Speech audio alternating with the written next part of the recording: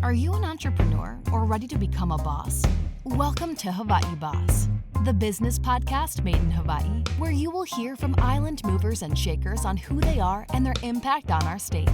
And now, step into the office of your host for Hawaii Boss, David Pettyjohn. A quick aloha to the Hawaii Boss podcast crew out there listening and watching in for another interview in the boss's office. I'm David Pettyjohn, and I'm here to ask today's big boss some questions. Our goal since our podcast has started is to get behind the office door and have some real talk with the boss and what to do now as we attempt to emerge from one of the most devastating pandemics in our lifetimes. So today I'm really excited to have this chance to meet and introduce our very special guest. He's been featured prominently in our local Hawaii news as it relates to this devastating pandemic. Him and Hilton Rathall have been out there on the front lines and the face of this, as it were, a ray of hope. Believe it or not, we are in the office of the second in command of the state of Hawaii, Lieutenant Governor Dr. Josh Green. Welcome, Thank sir, you. and aloha.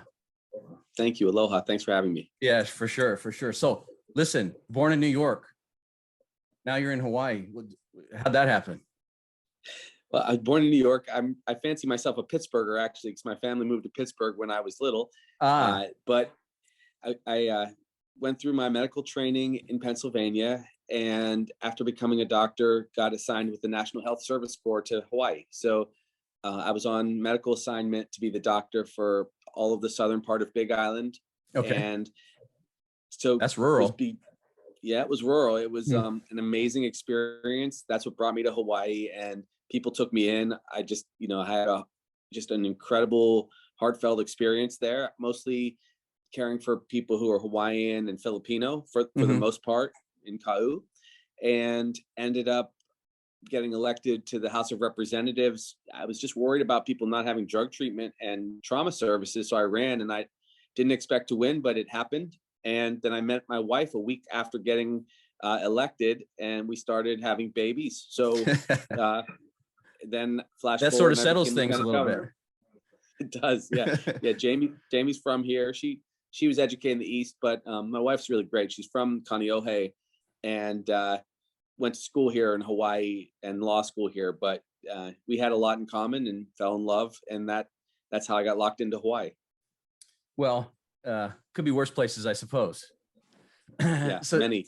Yeah. So tell me, hey, a physician, MD, there's a lot of other lucrative pathways for a physician. However, you chose this route of public service, and what's the difference there for you? For me, it was just, I always wanted to be a physician that was in public service. So that's what my health corps work was. And I used to work in medical missions in Africa and other places. So I like that. I like the idea also of being able to impact a lot of people's lives. So getting into elected office as a state rep and state senator, it was still pretty possible for me to work a lot. In fact, I'm actually on call this weekend in the ER. I work 2 weekends a month still in the hospital. And so I've had kind of this dual life. Of course, I practice a lot less medicine now as lieutenant governor. It's just not as much time, but sure. It's been a life that I've balanced. Definitely, it's not about money for me. I like other things, and I like the stimulus, and I like to try to get into problems. And so when you're in the ER, you can see one person at a time or a few people at a time in a clinic. But when you're the lieutenant governor, I get to make policies on, like I was working all morning since 3 a.m. on changing our travel policies to allow for a vaccine passport because the CDC approved it as of last night. Oh, I'm so glad you brought that up, because I have this. And I'm yes. going back and forth to Big Island now and again. Well, every couple of weeks, I have a home there, and it's been let's see, difficult to get used to the current system. But this is hopefully maybe you can tell us there's a bright way out. You up since 3 a.m. finding a policy for us so we can get back to regular business. Tell us how that's going. Yeah, it's going well. I have no doubt now that the gov and the other leaders will have to accept at the very least travel between the islands, so inter-island travel with a vaccine passport showing our card. I also think that in the next few weeks to maybe a month, we have to strongly activate or consider activating travel from the mainland if people are vaccinated, and using that in place of the test. It's been proven to be safe. If people are vaccinated plus 2 weeks, they are immune. we still are asking people to wear masks anyway, but this Sure. way you can do it easily and travel. And I'll tell you, it blew my mind this morning. We had 27,527 travelers yesterday. 27,500. Our normal peak is 30,000. We already have people coming, so let's do it even safer and just quickly get them cleared with their vaccine or the test. If they're against vaccinations, that's okay. I'm not going to judge, so they could still get the pre-test. But this is the straightforward way to do things. Well, it brings everything above table. It seems much more clear about how things to go, but I understand some of the, trepidation because of the, variants, et cetera. And maybe there's a little spike right now. Anything to be concerned of? We're not quite out of the forest yet, I guess. That's right. We're getting close. So as of yesterday or late in the afternoon, we had done 750,000 shots in Hawaii. When we get to about 1.5 million shots, we'll be essentially immune. So we're 2 months or so away from that. We can do over 300,000 shots a month easy now. Mm-hmm. We have enough supply to do that. So as to safety, we're getting there. There were 136 cases today. The average has been 99 for the last 7 days, but most of the cases are among younger people and in clusters. And so that's a good thing as compared to before when it was our elderly. So when Sure. Kupuna were getting sick, it's bad, right? Their mortality rate is so far higher, but we're seeing community spread because people are letting their guard down just a little bit. I expect those numbers to drop in the next couple of weeks. I have high hopes if people are careful. And meanwhile, we'll keep vaccinating over 80,000 people a week. So we'll get safe there real fast. Well, and that's right too. We've also seen that great vaccination program that was rolled out for the Kupuna in the nursing homes and skilled facilities. I think that really created a huge difference there and really shut down that Kupuna risk there, and still at risk, but still much more safe, certainly. So we're excited about that. Yes. So there is light at the end of the tunnel. All this effort, all this work, and we're finally maybe getting back to some sort of normal. As Lieutenant Governor, though, you've created this new role as a Lieutenant Governor. Do they all have to be doctors now in the future? Is that how this is going to have to work out? What is the role of a Lieutenant Governor now? Well, if the Lieutenant Governor comes in next after me and has some skill, the governor should utilize that. If I serve as governor next time around, if that's what people decide, then I will make sure to use that person at the peak of their abilities and capacity.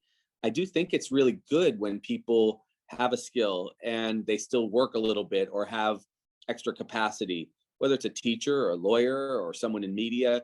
Use those skills to make the job worthwhile. I mean, look, it's pretty obvious that the forces out there conspired in a good way to have the Lieutenant Governor be a physician and me during a pandemic. I mean, that's almost a freaky coincidence, I guess. But right, some say synchronicity, or maybe you were the guy built for the job. Well, I'm trying to do a hard job, which is to contain COVID and get us some hope to restore our economy, because we lost lives. Of course, we've had 463 fatalities. I will tell you that had we not taken action, our earliest projection was a minimum of 4,479 fatalities. So Wow. We're down about 90%. However, of course, the economic consequences were great, and we have to restore that economy of small businesses. We have to restore the economy of travel. We have to restore just earning potential so that people can pay their rent, pay for food, pay for their kids if they need to supplement their education. Mm-hmm. I mean, we can't wait any longer. And so that was why I created the Safe Travels program and launched that. I wanted to launch it sooner, but there was a big surge of cases on the mainland sooner than October 15th. But since October 15th, we've had 2.2 million travelers, and that has created 41,000 full-time jobs for this year. So that alone kind of salvaged the year, but we're still far away from success because small businesses got crushed. They need help, they need support, and anything that the government shut down really suggests that we should make them whole somehow, or certainly pay their overhead. And that's kind of what I push for. All things being equal, though, we're going to recover way faster than people imagine, because no one's going to be going to Europe or South America for travel, whereas everyone's going to want to come to Hawaii because we kept our case counts the lowest in the nation. Sure. And still America, and you can travel here now, I guess, with a vaccine passport or the test. I mean, the test is a nuisance, but at least you can come. And that, that process means that we are actually going to be very attractive for the world. I expect a huge second half of the year economically for us. That is a great projection and a very sort of optimistic outlook. And so in the middle of that, you are running for governor then. Is that what you're saying? Yeah, I'm running for governor, although I won't make it official or formal until I've done all of this work and we get through the winter. But, there's little doubt that I'll ask people for that support, only because it's the next natural thing after learning for several years what the job requires and learning what can be done better. We need to expand our economy. We need, for instance, to have a center of excellence for, one example would be computer science. I'm courting a computer science entity that could bring billions of dollars to the state. Mm-hmm. We also have to rely less on tourism, because we saw what happened when we had a global pandemic and what happened when 9/11 hit. As a physician, I will expand our healthcare capacity if people ask me to serve. And if they don't, I'll go run a hospital or something. It's totally fine. But I overall think that we should move forward as a state. And if I'm the person that's chosen, it doesn't have to be me, whoever that is, they have to change the way we've done things. We've been apathetic about change. We've let ourselves drift into a position, which works usually, of having 10 million travelers here, but it wasn't really healthy. And it's not very resilient in these sort of issues. It doesn't have that bounce back ability. We're really like, so we're going to go back to the same old rote thing that we did, or we're going to have to sort of recreate, because nothing is going to go back to normal. No, a new generation. And the reason I mentioned Jamie earlier, I'm glad I did, is because we're a young family. Jamie's in her early 40s. We have little kids. So we're pretty in touch with things. And I think we will change a great deal. I think we have to look at the Hawaiian condition. People who are Hawaiian, live an average of 10 years younger than Caucasians or Japanese Americans here. It's terrible. Sure. And we haven't resolved the disparity that we have. Yeah, the disparities are terrible. There's a social distance and separation between our Hawaiian community and others. It's led to conflict over Hawaiian homelands on the TMT, all these things that we really are one state and we have to find a way. So my family's pretty well integrated. And though I'm definitely a white boy from Pittsburgh and New York, after all these years, many years, kind of in the clinic and on Big Island most of the time, I'm headed to Big Island for my shift tomorrow. I feel a very strong kinship with people who have wrestled with these issues. And so I'm excited about the future, especially though this next 18 months, I have a job to do as lieutenant governor. And usually what happens, if you want to look behind the curtain, is I have a little extra time. I don't have to wrestle with some of the other hard questions that the governor or others have to deal with, the attorney general. So I get to be very analytical, and I try to be analytical about what we have to do to rescue the situation. Sure. And that's why I give numbers every day and let people analyze them for themselves. And I'm always pushing them a little bit so that within 2 or 3 weeks, they're ready for a policy that's going to really be necessary, like the one we talked about earlier. Yeah. So how does that push look like? It's how do you, it's a difficult thing to be a boss, but then you're dealing in this environment. What's some of the skills or leadership skills that you've, what helps to get things done for you? Well, the process, as it turns out, I don't know if this has been the best process or not, is that I'm very vocal with the team, and I don't pull my punches when I speak to people who are influencers like yourself or the media when I'm on TV or on the radio in the morning. I'm just very open about what I feel will be the right policy and the right way to go. I don't take it personally if they don't want to do it, but I feel comfortable in my own skin pushing what is necessary for people. And then I go and work with people in my other life. And so I'm able to be very much in touch with what's really going on. Right. And usually it plays out that way. Usually there's a little bit of reluctance because I end up out in front of things a lot, but I try to still be thoughtful about it. And I get to study it because I have less overall on my plate as lieutenant governor. And it's worked out pretty well. Not always perfectly, and they do get mad sometimes, but it doesn't matter to me if people are behind the scenes a little bit frustrated, because it's really about whether it's going to help somebody or not in our state. And interestingly, if people do write a history chapter on what has happened between the governor and myself over time, there's no question they're going to say that I was a pain in the neck, but offered more than past lieutenant governors have been able to offer because of circumstance, probably. And I'll be happy if that's what ultimately is said.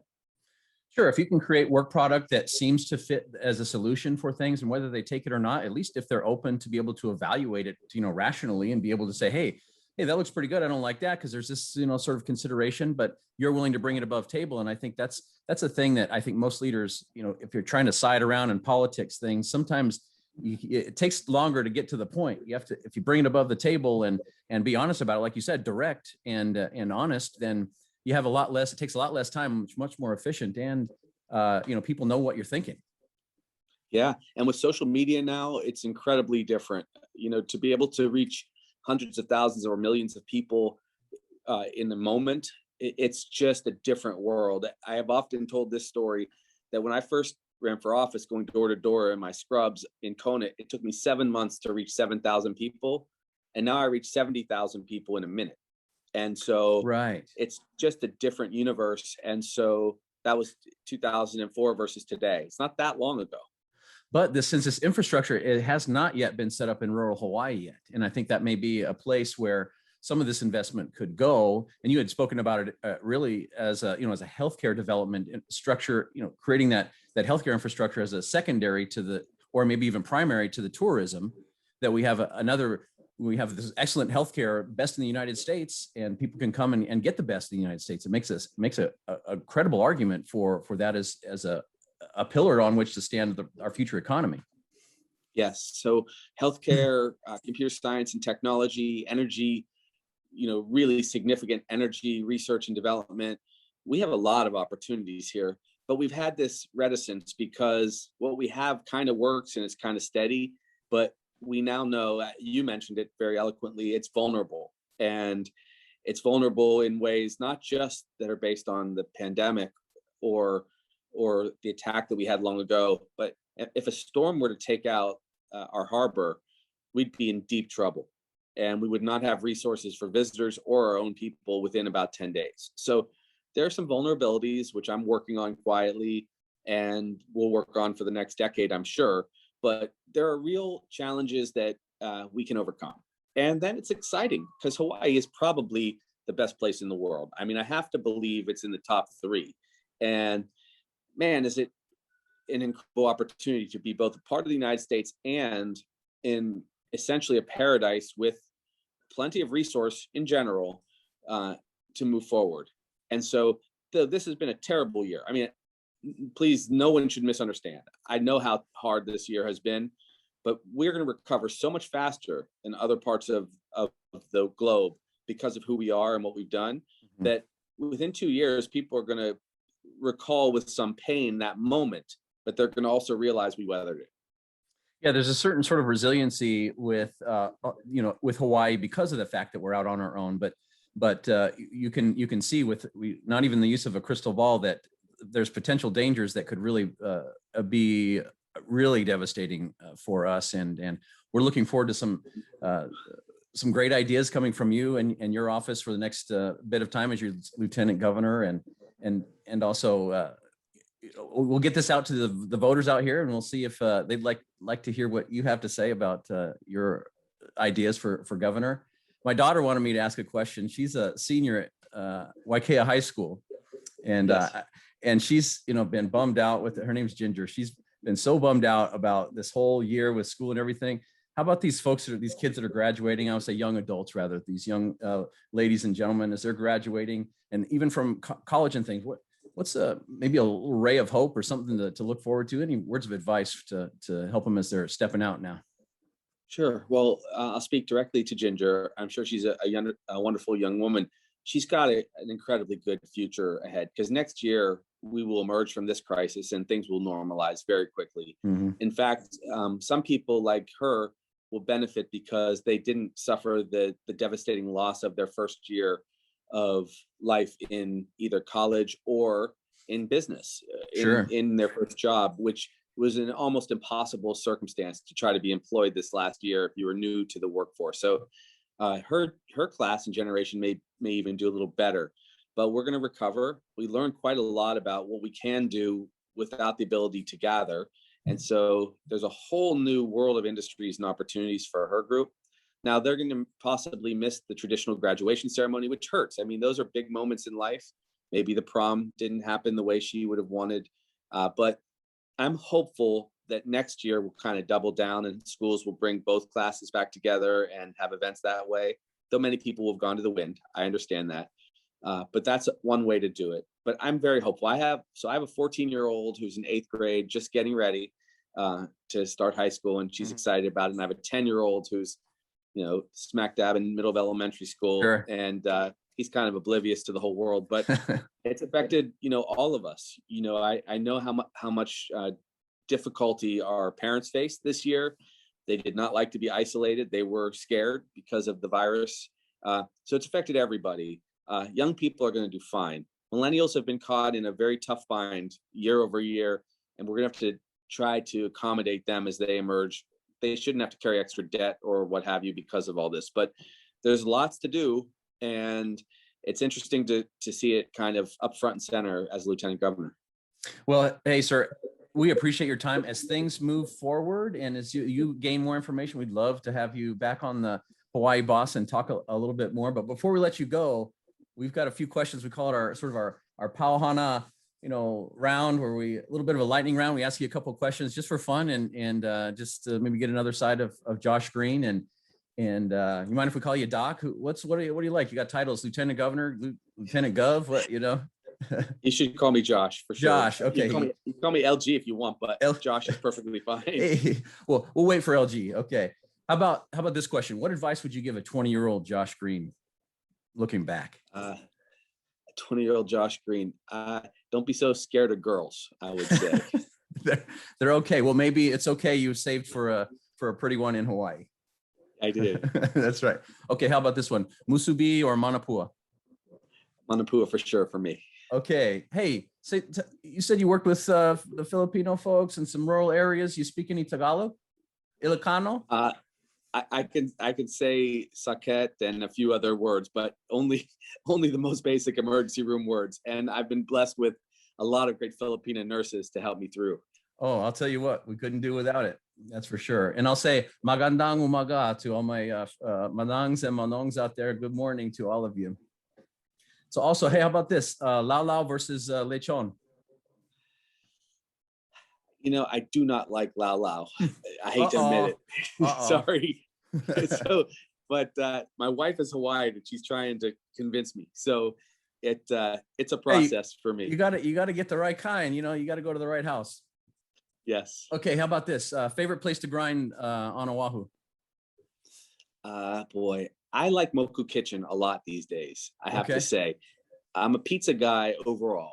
If I was going to give you a place, but you got to take your wife out. Nice place. You got to take your wife out. Where do you go?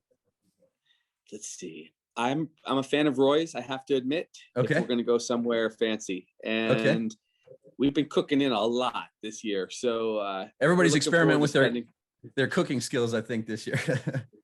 A lot of meatballs, and we're gonna have a holiday brunch. So but we like Roy's. There's a million great places though, but I go out a lot just because being Lieutenant Governor, you're moving. Yeah. And hey, how about to finish this off for today? Anything you want to say to or about all the healthcare heroes over the past year, and we'll sign off. I want to say how much I appreciate and love them. The docs and nurses that I know knew that we were going to catch COVID, very likely, or certainly have extra risk. I experienced that on my way to the ER. Actually, I caught it, and they just have served so honorably and with such courage that they deserve every blessing these coming years, because some got sick, and I do have one colleague and friend that passed away. So it's very real, and I know that people respect and appreciate them, but I do more than ever. Well, sir, we also categorize you as our Hawaii healthcare hero. And until next time, sir, ohui ho. Thank you. Aloha, brother. All right. Take care. You too. Make sure to subscribe to Hawaii Boss and follow us on social media at Hawaii Boss Podcast at the links in the description. We'll see you soon in the boss's office.